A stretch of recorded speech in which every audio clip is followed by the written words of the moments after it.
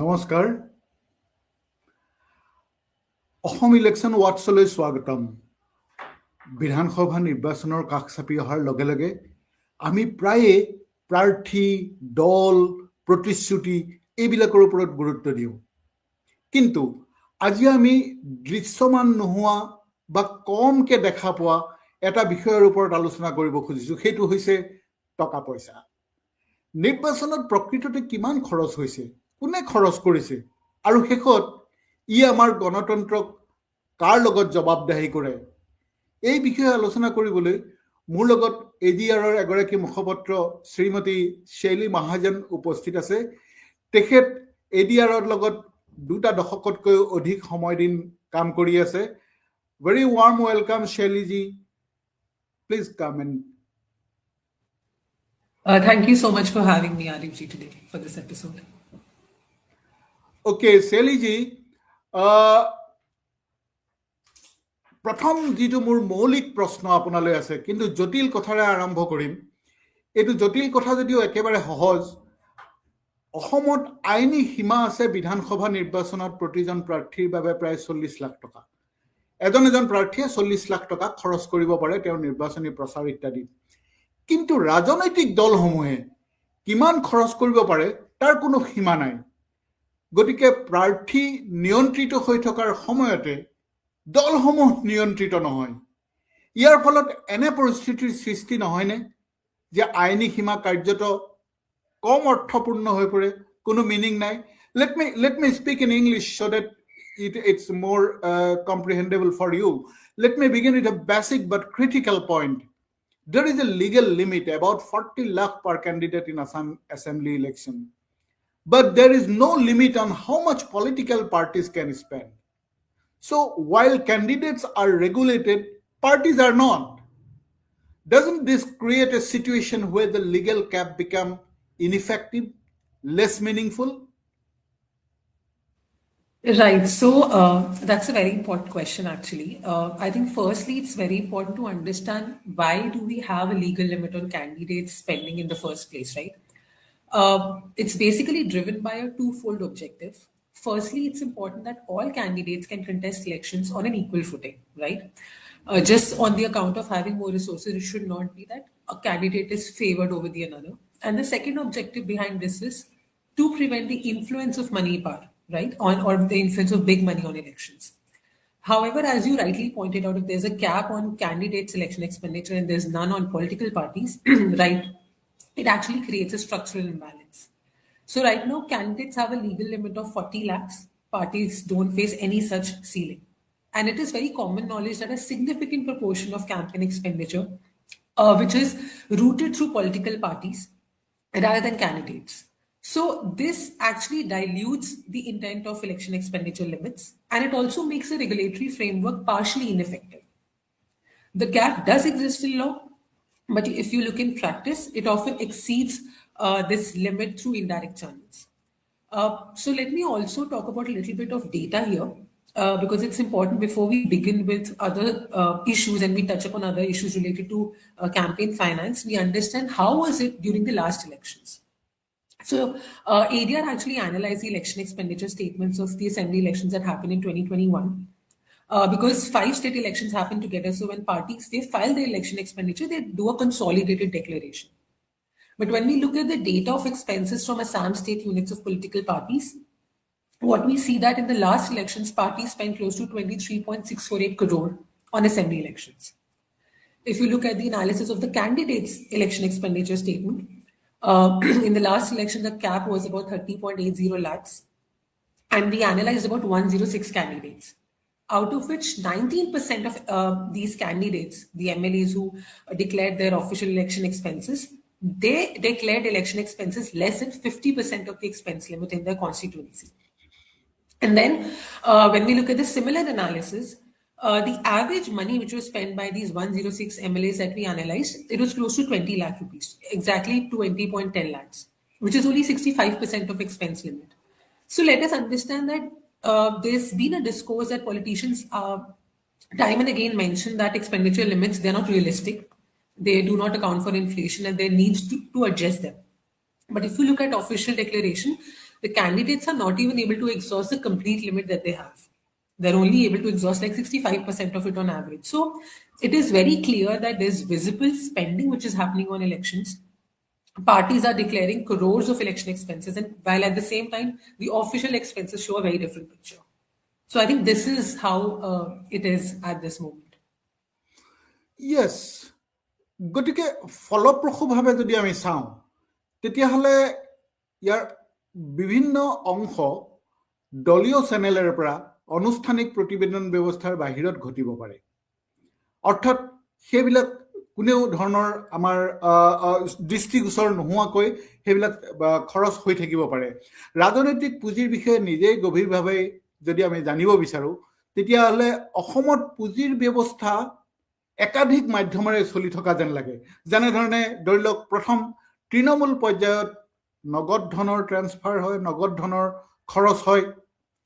Secondly হৈছে check আৰু digital ট্ৰান্সফাৰৰ জৰিয়তে ৰাজনৈতিক দললৈ বা ব্যক্তিলৈ, দলীয় নেতালৈ আহে।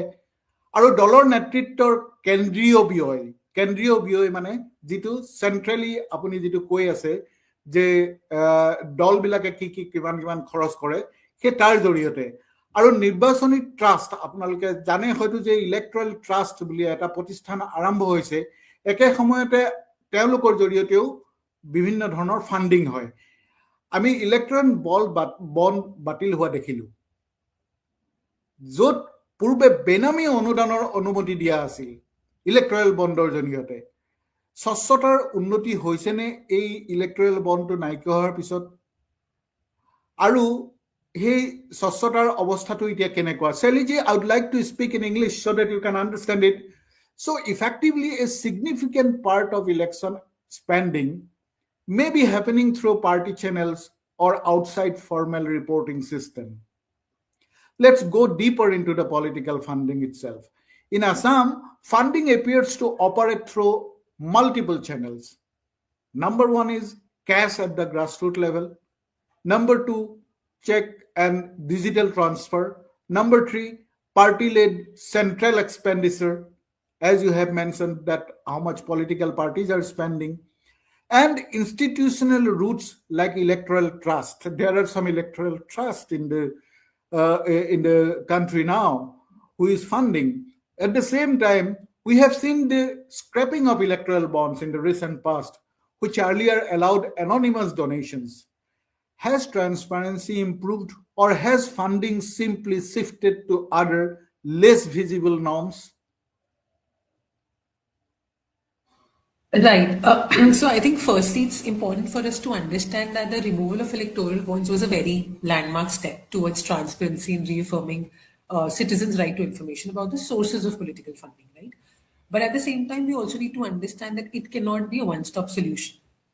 Time and again, ADR has also pointed that opacity in political funding is something which is very systemic in nature. While one opaque channel might be removed, but funds can come from other sorts of channels. At this moment, while we don't have electoral bonds, we've seen that donations are incoming through electoral trust, through cash contributions, as you mentioned. There's also a whole black economy which operates outside the official reporting mechanism. So without disclosure, comprehensive disclosure norms, and a real-time transparency, these kind of underlying problems will continue to exist. One thing that we need to see is we've recently come out with the donations report of national parties. And since the scrapping of the electoral bond scheme, we've seen that a huge amount of donations has been coming to political parties either directly from the corporate donations or individuals, or they're getting it through electoral trust, because both corporates and individuals can actually make donations to political parties through these trusts. Now, trusts are, in comparison to electoral bonds, which were completely anonymous, trusts are partially transparent because every year they file their annual report. They declare the donations they receive from various companies. And at the same time, in their filings, they also mentioned how much amount of these donations are being given to which political parties. Now, they are partially transparent because the only information that is not available to the general public is exactly which company through these trusts is actually making a donation to the political party. This information is only accessible to the Election Commission of India or the Central Board of Direct Taxes. Now, since we're talking about political funding here, we also need to understand that there are some key issues which persist in the current electoral regulatory system. Now that the electoral bonds do not exist anymore, and I would like to highlight these so that our audience or viewers are able to understand what are the challenges that we now face if we want to fix transparency and accountability in political finance. Number one is that now that electoral bonds have been scrapped, what is the current mechanism of corporate donation? Are we going back to the pre-post electoral, I mean, to the pre-electoral bond scenario, where there was a limit of 7.5% on corporate donations? We've seen that parties are receiving money from corporates, but is there any sort of compliance with this 7.5%? So there is no clarity as of now whether in the absence of electoral bonds and now that those amendments to the Finance Act have been withdrawn, are we actually complying with the pre-2017 regulatory framework where there was a 7.5% cap? Are companies now donating in adherence to this cap or not? So that is one issue that there is no clarity about. Second is in terms of how the level playing field is being skewed right now. We've seen that in terms of the sources of income of donation to political parties, we've seen it's the ruling party which gets disproportionate amount of donations compared to all other parties put together. We've recently released a report for financial year 2024-25 where we've seen that the ruling party at the center has 10 times more donations above rupees 20,000 than all other national parties put together. So this definitely has a huge impact on the electoral competitiveness. At the same time, there's also concentration of power or resources in the hands of few companies. Because each year, when we analyze what are the companies who are donating to political parties, whether directly or through electoral trust, and we find that it's the same concentrated handful group of companies which continue to dominate the political funding.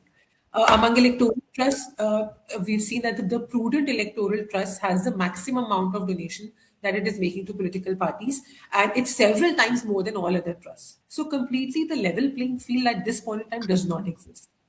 And the third important point that I want to mention is that while there's a lot of focus was on electoral bonds and electoral trust, but one thing that we overlook is the donations below rupees 20,000.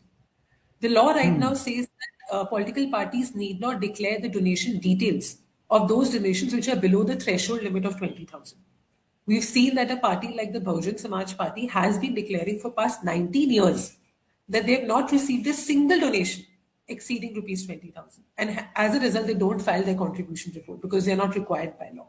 So here the problem is that while there's a reporting threshold, but this is subject to misuse because same donor can contribute small amounts below rupees 20,000 multiple times, and then each different donation can be counted separately for the purpose of disclosure. So parties are able to bypass this reporting requirement despite receiving a large overall sum of money from the same donor. So I think this loophole needs to be fixed. And by breaking larger donations into smaller sums, a substantial amount of political donation comes from unknown sources, which is not this information, which is not available to the public. So there's been time and again recommendation that to address this issue, it's very important that we modify the provision. And that's in such a way that an individual or a company cannot contribute more than 20,000 rupees in a given financial year.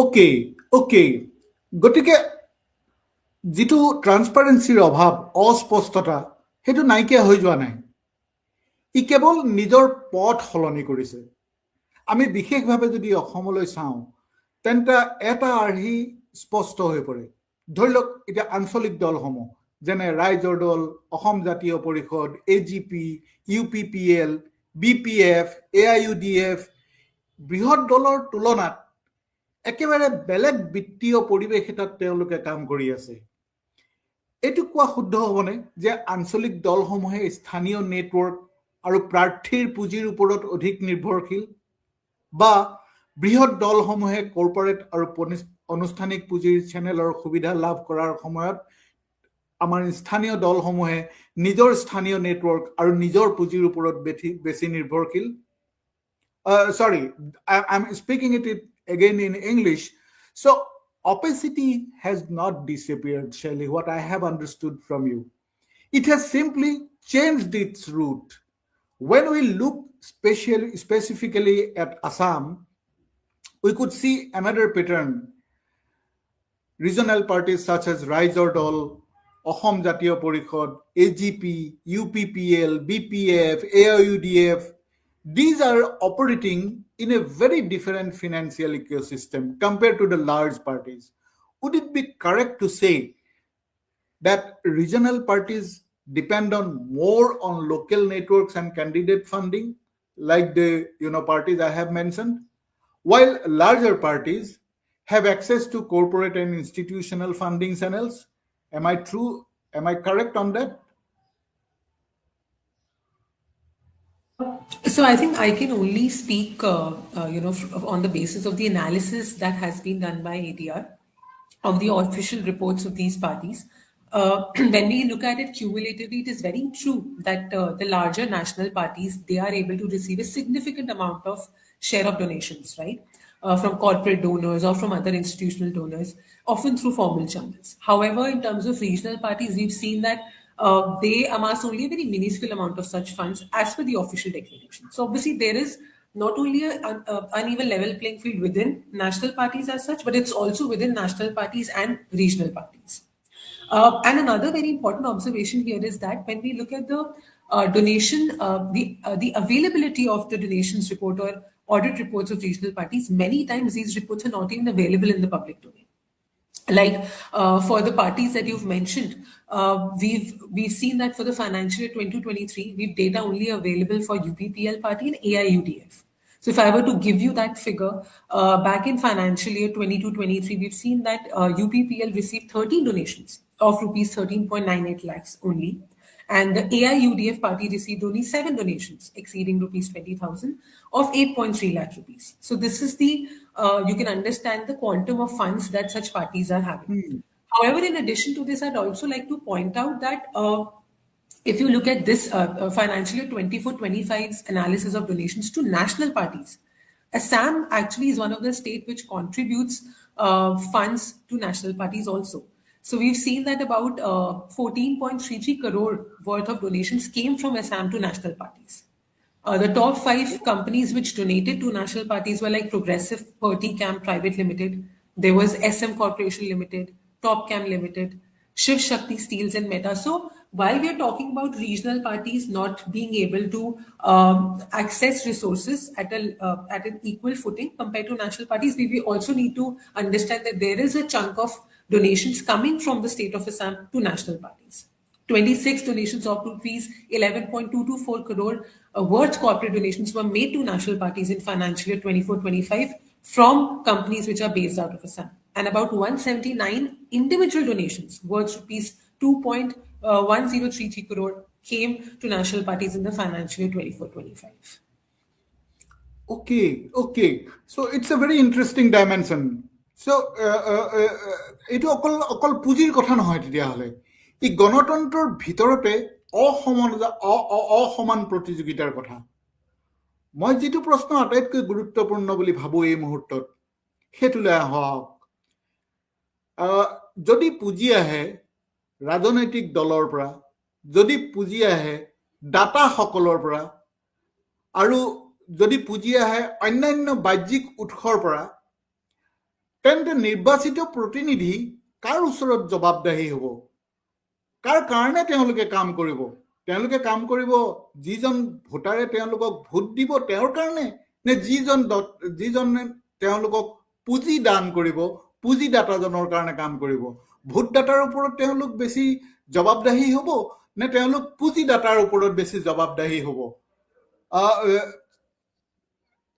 Shelly, what my question is, it is not just about funding. It is about unequal competition within democracy itself. Let me come to what I think is the most important question in funding comes from. First is political parties funding come from. Donors, there are different donors that gives money to the political process. And external sources. External sources could be diverse. Then who is the elected representative accountable to? The voter or the funder? Right. I think the question that you ask is a very fundamental question for democracy today. While political financing lacks transparency, it becomes very difficult to assess whether elected representatives are accountable primarily to voters or to those who finance their campaigns. We've seen that consistently it has been argued that opaque funding, it risks policy capture, where decisions may favor donors rather than public interest. We've seen this at the time of the date of electoral bonds was made public. In the aftermath of the Supreme Court judgment, all the data related to electoral bonds was put out in the public domain. Many media investigations happened and they brought about that how it resulted in crony capitalism and political corruption. But decisions of the politicians were strongly tied to their corporate donors and it actually jeopardized the quality of governance. To substantiate this, I would like to mention that there were media investigations which showed that several pharmaceutical companies they failed drug quality tests, but they actually donated to political parties through electoral bonds. So they were able to, bypass a lot of scrutiny. These Oh my investigative God. reports, they also found that several companies which were rated by central agencies or income tax authorities, they later purchased electoral bonds and donated to ruling parties, both at the center and at the state. The sectors which Okay. purchased the bulk of electoral bonds, they came from, sectors like mining, power generation, including sinful industries like gaming and all, lottery, infrastructure contractors, real estate, and highly regulated sectors. So we need to understand that it is very clear that political parties, if they substantially rely on corporate donations to finance their election campaigns, then they will, at the end of the day, will be more responsive to the needs and requirements of their donors over policy making, which prioritizes the needs of their people, right? Just one more figure, that key figure that I want to point out here for you to understand how crony capitalism has been taking shape. As per a Reporters Collective 2024 investigation, we saw that at least 16 of the top 200 firms which donated electoral bonds to political parties, they did so despite running their businesses in loss for 3 previous consecutive years. So let us Whoa. understand that how the funding is actually funding, political funding is operating at the moment, and so that our viewers also understand that why it is very important for citizens to understand who is actually donating to political parties, because it directly impacts their day-to-day lives. Okay, okay. It's very, very interesting. তাৰমানে শেষত ৰাজনীতিত কোনে ধন দিয়ে সেইটোৱে ৰাজনীতিয়ে কি যোগান ধৰে সেই বিষয়টো প্ৰভাৱিত কৰে ৰাজনীতিক যি ধন দিয়ে তেওঁৱেই ৰাজনীতিৰ পৰা বেলেগ ধৰণৰ কিছুমান যোগাৰ বেলেগ ধৰণৰ সমৰ্থন তেওঁলোকে আদায় কৰিবলৈ সক্ষম হয় অকণমান মই বেলেগ এটা দিশলৈ আহিব খুজিছোঁ চেলি আমি দেখা আন এটা আৰ্হি হ'ল খৰচৰ এটা বৃহৎ অংশ ইলেকশ্যন এই নিৰ্বাচন প্ৰক্ৰিয়াটোত যিখিনি খৰচ হৈ আছে তাৰ এটা বৃহৎ পৰিমাণৰ খৰচ তেওঁলোকে ৰেলীত খৰচ কৰে যোগাযোগ ব্যৱস্থা বাহন গাড়ী ট্ৰান্সপৰ্ট এইবিলাকত খৰচ কৰে প্ৰচাৰ কৰ্মীৰ ওপৰত তেওঁলোকে খৰচ কৰে ঠিক আছে কিন্তু ইছ্যু ভিত্তিক যোগাযোগ তেওঁলোকে সেইটো ইছ্যু তেওঁলোকৰ কি বিষয় বিশেষ ইছ্যু সেইটোৰ ওপৰত তেওঁলোকৰ প্ৰভাৱ যথেষ্ট কম দেখা যায় যেনেকৈ ধৰি লওক নিৰ্বাচন ক্ৰমান্বয়ে আলোচনা আৰু নীতিৰ পৰিৱৰ্তে বিভিন্ন আলোচনা বিলোচনা আৰু তেওঁলোকৰ নিজস্ব নীতিৰ ওপৰত গুৰুত্ব আৰোপ কৰাতকৈ তেওঁলোক কেনেকৈ ভিজিবল হয় কেনেকৈ দৃশ্যমান্য হয় কেনেকৈ সংগঠনৰ বিষয় হৈ পৰে এইটোৰ ওপৰত বেছি গুৰুত্ব দিয়া দেখা যায় মানে তেওঁলোকৰ প্ৰকৃত যিটো বিষয়বস্তু তেওঁলোকৰ যিটো যোগাযোগৰ কাৰণে ইম্পৰ্টেণ্ট কথা সেইটো উচ্চ হৈ থাকে তেওঁলোকৰ কি ধৰণে তেওঁলোকে তেওঁলোকক প্ৰকাশ কৰিব পাৰে প্ৰচাৰ কৰিব পাৰে নিজক দেখুৱাব পাৰে সেইটোৰ ওপৰত বেছিকৈ গুৰুত্ব আৰোপ কৰা যায় আপুনি কি ভাবে ইয়াৰ সম্পৰ্কত I'm talking in English because ultimately who funds politics often influence what politics delivers. Another pattern we see that a large portion of expenditure goes into rallies, vehicles, transport, campaign workers, but relatively little into issue based communication. Are election increasingly becoming about visibility and mobilization rather than dialogue and policy?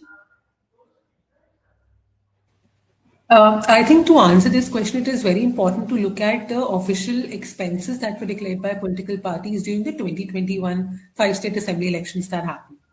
When we look at Okay. the figures from those elections, we see that political parties spent maximum on publicity. Publicity is divided into three other categories. One is media advertisement, where they spend close to 200 crores, followed by expenditure on publicity materials, where parties spent close to 63 crore, and public meetings, where the expenditure was about 17 crore. Now, when we look at the data from Assam units, the state unit of political parties, consolidated amount that was spent was 54 crore, 54.216 crore actually. Out of this, 9.084 crore was spent on publicity, 29.946 crore was spent on lump sum amount that were paid to candidates, 13.455 crore was spent on travel, and remaining amount was spent on other miscellaneous expenses and on the publication of criminal antecedents of candidates. Now, usually what we've seen when we've analyzed expenditure statements across elections, we've seen that the maximum official declared expenditure is on publicity. That is highest among all heads as per the official disclosure. Political parties basically, I mean, and within publicity also, we've seen that political parties make highest expenditure on media advertising. However, while this is factually this is a reality, but we also need to cater in that over the last few years digital campaigning has also changed the course of election campaigning and the cost dynamics of elections. Digital platforms like social media, messaging apps, targeted advertisements, they can be more cost effective, right, rather than the traditional methods like large rallies or printing advertising. While parties continue to hold rallies in these traditional way of communicating with voters is something which is absolutely integral to the election campaign. But we've also seen that parties have been making use of social media campaigning at a very large scale to reach out to voters because it helps them reach out to voters at a relatively lower per unit cost. But while this shift has been happening, we also see that this shift is not clearly reflected in the expenditure disclosures by political parties or the candidates. Like you pointed out that a very large number of MLAs, they have declared that they spend zero negligible spending on media. And this is despite them having social media accounts or they have online and offline campaign activity. This clearly indicates that digital spending is either unreported or it is difficult to track or account for outside candidate expenditure, which is often might be routed through political parties or third party actors. So I think if we cater into these sort of facts and the understanding that right now how the monitoring and the overview of the election expenditure takes place, it might help us understand that the official records may not give a full picture. And while parties might be using different modes to communicate to the voters, some might come out to be as more dominant compared to other sources or other channels that they might employ. Okay, so this is a very, very crucial issue now, means, but it is not in the right position. I mean, the election or the election expenditure, the funding pattern and everything is not in the right position now. আপুনি কি কি সংস্কাৰ আটাইতকৈ জৰুৰী বুলি ভাবে এই অৱস্থাত Shelley? What are the reforms do you think are the most urgent to change the situation and make it more people friendly and democratic? So there are actually many reforms which several committees have come up with over the course of last few decades. We've seen different types of reforms being suggested by experts, previous chief election commissioners and committees. We've been formulated with this task, but I'd like to quickly point out some very key reforms in terms of the issue of political finance that we're discussing today in this episode. So first and most important suggestion would be that we need a comprehensive law dealing with political parties, regulating and monitoring their functioning, financial transactions, inner party democracy, party constitution. It's very important that a political finance framework or legislation is adopted, which is able to address all these issues that today we outlined in this episode. There's also a need to ensure limit on corporate donation. Donation limits must ensure that no single donor has undue influence on a candidate or political party or on the political process as a whole. One key recommendation that ADR has been making for quite some time is that the names of electoral trusts currently do not indicate the name of the company or group of companies which set up these trusts. In order to have greater transparency regarding the details of corporates who fund political parties, it would be ideal to include the names of the parent company in the name of the electoral trust. Another key recommendation is a suggestion to completely ban or prohibit anonymous donations, which would be very crucial for transparency and accountability in political finance. There's also a need, especially in today's time, that while it can be a possibility to completely digitize all forms of political financing. There should also be a limit on election expenditure, which is incurred by political parties on or during elections. This is one of the key recommendations which is important to arrest the increasing cost of elections every year. There's also a petition in the court by ADR in this regard. And I think at the same time, there's also a need for a specific law on online campaign finance. This is something which is fairly new. The Election Commission, with every election, comes out with guidelines, but these are not, I would say, they don't have any legal impact, but these are more so like on the lines of transparency guidelines, which they expect the candidates and parties to adhere to. So provisions can be incorporated in the existing laws on digital media with reference to elections that empower the Election Commission to suitably, in this space, ensure compliance by contestants and non-contestants. There's also a need to bring political parties under right to information. There's a 2013 CIC order to this effect. Parties have so far not complied with this, but I think this would, to a very large extent, bring transparency in political funding. And last two important recommendations that I like to put forth is that there's a need to ensure real-time, publicly accessible reporting of donations and election expenditure, which is missing at the moment on the website of the Election Commission of India. And there's very important need to strengthen the role and the independence of the Election Commission of India in monitoring expenditure and to overall foresee the financing regulatory framework of elections at the point. Thank you. It is wonderful, interesting, very interesting. আৰু এতিয়া আমি যেতিয়া vote দিবলৈ যাম, আটাইতকৈ গুৰুত্বপূৰ্ণ কথাটো হৈছে আমি কাক ভোট দিম সেইটো ডাঙৰ কথা নহয়। আমি ভোটাৰসকলে এতিয়া সহজ এটা প্ৰশ্ন কৰিব লাগে যে মোৰ ভোট বিচৰা যিজন ব্যক্তি তেওঁক কোনে ধন আগবঢ়াইছে, কোনে ধন দিছে। ভোটাৰ হিচাপে আমি প্ৰচাৰ, ৰেলী, বিজ্ঞাপন আদি দেখিবলৈ পাই থাকোঁ, কিন্তু তেওঁলোকৰ আঁৰত থকা টকাবোৰ আমি খুব কমেইহে দেখা পাওঁ। অসম নিৰ্বাচনৰ বাবে প্ৰস্তুত যেতিয়া চলাই আছে, হয়তো আচল প্ৰশ্নটো কেৱল আমি কাক ভোট দিওঁ নহয়, আমি কেনে ধৰণৰ ব্যৱস্থাটোক ভোট দিছোঁ, কোনটো ব্যৱস্থাক ভোট দিছোঁ, কোন ব্যক্তিক নহয়। কাৰণ গণতন্ত্ৰ কেৱল ভোটৰ কথা নহয়, ই ধন, ক্ষমতা আৰু প্ৰভাৱৰ কথাও। যেতিয়া প্ৰাৰ্থীৰ সীমা থাকে কিন্তু দলৰ কোনো খৰচৰ সীমা নাথাকে, প্ৰকৃততে সীমা খৰচৰ ওপৰত আহিল নে স্বচ্ছতাৰ ওপৰত আহিল? সীমাটো স্বচ্ছতাৰ ওপৰত Ahil. Thank you very much.